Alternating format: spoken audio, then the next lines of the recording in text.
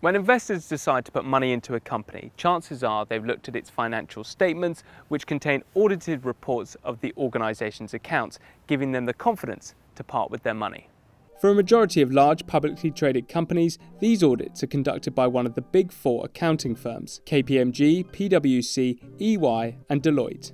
But their dominance is under threat from regulators. Following the collapse of some high-profile companies, scrutiny is on the conflict of interest between the accounting industry's audit and non-audit services. It's led to calls from the public, politicians and regulators for the breakup of the Big Four and a shake-up of the accounting industry.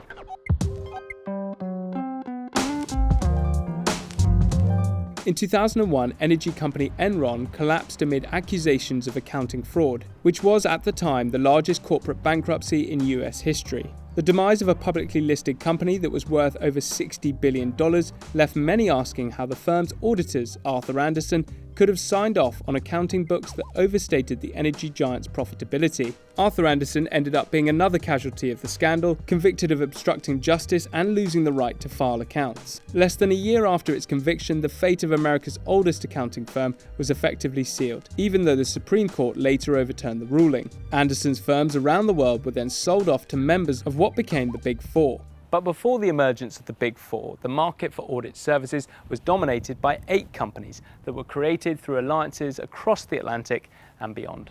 Along with Arthur Andersen, the 8 included Arthur Young, Coopers & Lybrand, Deloitte Haskins & Sells, Ernst & Winnie, Peat Marwick Mitchell, Price Waterhouse, and Touche Ross. The Big 8, as they were known, grew rapidly amid a wider consolidation within the industry, including smaller firms like KPMG, which merged with Peat Marwick to eventually become KPMG. Marketed as modern global business networks, competition between the 8 intensified as they expanded internationally. By 1989, the Big 8 started to whittle down further when Arthur Young combined with Ernst & Winnie, while Deloitte Haskins & Sells merged with Touche Ross to form Deloitte & Touche, usually referred to as Deloitte. The Big 6 became the Big 5 in 1998, when Price Waterhouse merged with Coopers & Lybrand to form Price Waterhouse Coopers, now known as PwC. And when Arthur Andersen collapsed, the Big 5 became the Big 4.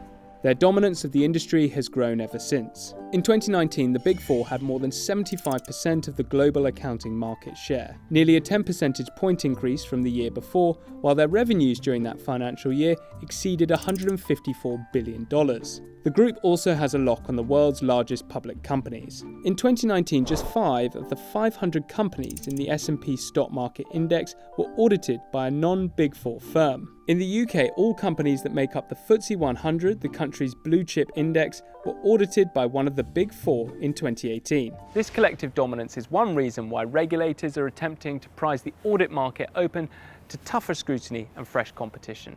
Critics of the Big Four also point out that despite all their resources, including over 1 million employees, there have been several high-profile failures to uncover massive frauds.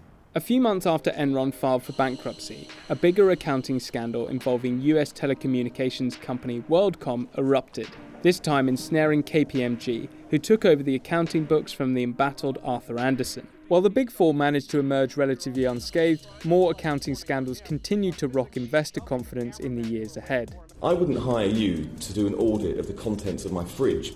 These include the demise of Lehman Brothers in 2008, which was audited by Ernst & Young, now known as EY. Lehman has lost, as you see right there, 36% of its value. The insolvent construction giant Carillion, which counted Deloitte and KPMG as its auditors. We were a customer of Carillion, not the manager of Carillion. Tour operator Thomas Cook, whose accounts were signed off by PwC and EY, and the 1MDB scandal, which tainted 3 of the Big Four firms. In 2020, German regulators examined EY for approving the accounts of online payments company Wirecard for more than 10 years before it filed for insolvency. Critics believe they avoid properly scrutinising their clients' accounts because this could threaten their consultancy work. Along with auditing, the Big Four offer other services such as management consulting, taxation, market research, and legal advisory services. In fact, these non-audit services provide the lion's share of the Big Four's income. In the UK, only a fifth of the Big Four's total revenue is generated from auditing. In the case of Enron, Arthur Andersen was earning more from the consulting services it provided to the energy firm than it did from its auditing activities. Critics also claim that the strong growth of the non-audit business, which resulted from changes in the business environment for accounting firms in the 1970s, has impaired the robustness and objectivity of audits. While the standardized approach to audits ensures that financial statements are fairly stated without material discrepancies and that appropriate internal controls are in place, this has led to a mismatch in the expectations and limitations of audits. In fact, a study of nearly 2,700 cases of workplace fraud in 125 countries found that a majority are uncovered through tip-offs, showing the importance of whistleblowing hotlines as opposed to internal or external audits. The Big Four insist, however, that regulations restricting consultancy work are sufficient to protect the independence of their auditing services.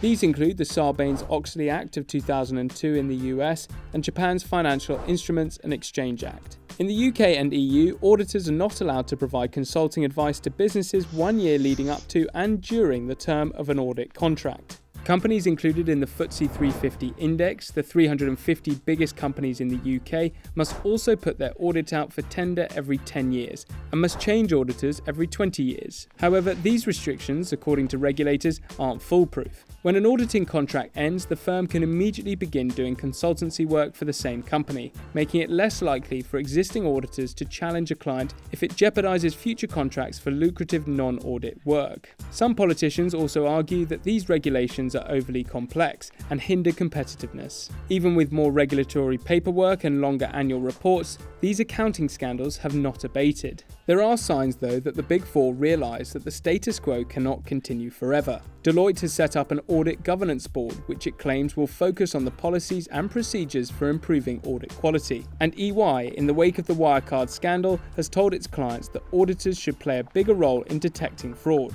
The UK's accounting regulator, the Financial Reporting Council, has also set a 2024 deadline for the Big Four to separate their audit units from their other services, although the watchdog stopped short of demanding a full structural breakup of the firms. The Big Four, in response to queries from CNBC, said that they have taken steps to enhance audit governance, including engaging with the Financial Reporting Council on the principles of operational separation. Audits serve a crucial role in instilling public confidence in financial markets, yet the same costly errors that resulted in the demise of Arthur Andersen nearly 20 years ago are still happening today.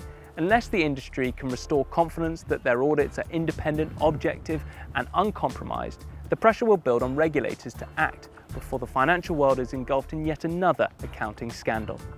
Hi guys, thanks for watching our video. I briefly mentioned Wirecard in this story. We've made another explainer on that scandal specifically, so do check that out and we'll see you next time.